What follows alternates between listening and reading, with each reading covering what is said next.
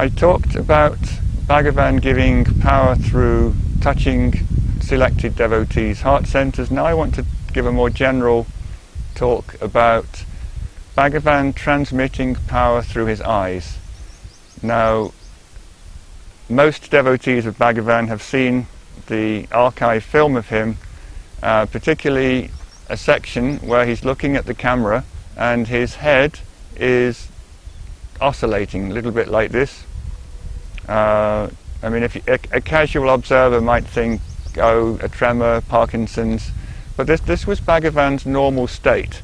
There was a kind of a shake and a tremor in his head and his body, which even people who knew him back in the 1920s, they told me he still had that shake. It wasn't anything to do with old age, it wasn't a physical affliction. And when Bhagavan was asked about this, he said, that's the power of the self. He said, what will happen when an elephant enters a weak hut? So the elephant was the power of the self. The hut, of course, is going to tremble and shake.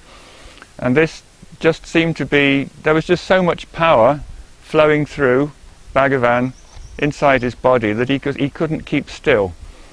Kunju Swami told me a really interesting story. He said Bhagavan always had a stick. It wasn't because he was disabled or needed to poke the ground to see where he was going. There was something about his balance that he found it difficult to stand upright on two legs. He needed the stick as a triangulation point to keep his balance, to stop falling over. He said this also was just something to do with the immense power that was surging through him all the time. Now, this shaking would diminish and stop on specific occasions.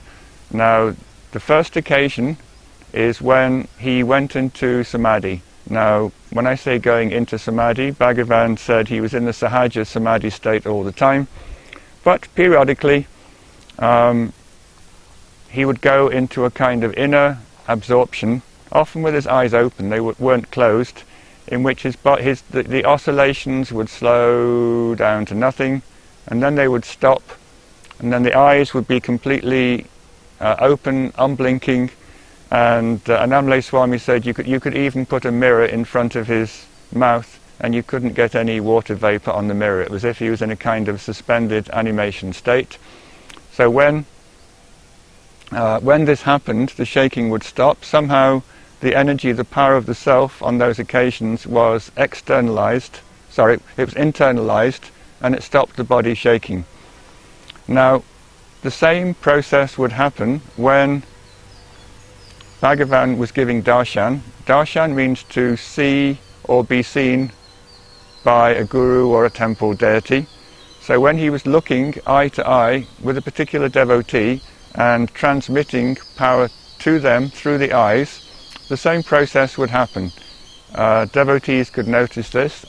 Bhagavan would look at someone, the eyes would lock, there'd be the shaking, and then very, very slowly the oscillations would stop, and there would be a kind of rock-solid, immobile look to Bhagavan's face. And so long as that was going on, you knew that some kind of power, some kind of energy was going out eye to eye with the devotee in front of him.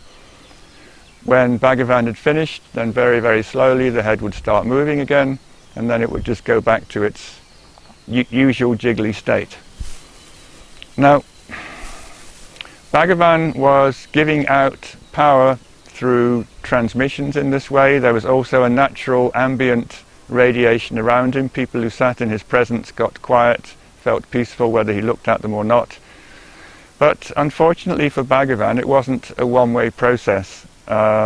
He admitted, somewhat reluctantly, that he was actually sucking up the karma, the tendencies of devotees who came into his proximity, and they would manifest as physical discomfort and occasional sickness or disease in his own body. That's one reason why in the 30s a wooden railing was put around his sofa. It was discovered that if devotees touched his feet or occasionally tried to hug him, as a few excitable devotees did, he would feel so uncomfortable from that he would get sick for an hour or two. And if people tried to touch his body, occasionally he'd break out in a rash.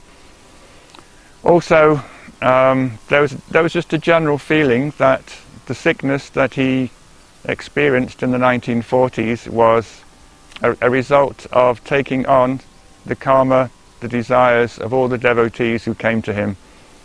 There's one story I like from Mrs. Taliarkin, who was somewhat distraught when Bhagavan was very old and very feeble, and said, Bhagavan, you always share all the things you have with devotees. Why don't you share all the suffering that you've got? Why don't you give us a little bit each and we can all share it with you? And Bhagavan laughed and said, who do you think gave me all this suffering in the first place? So that was one of the few occasions when he openly admitted that his poor state of health was a result of somehow sucking in the karma, the desires, the vasanas of all the people around him.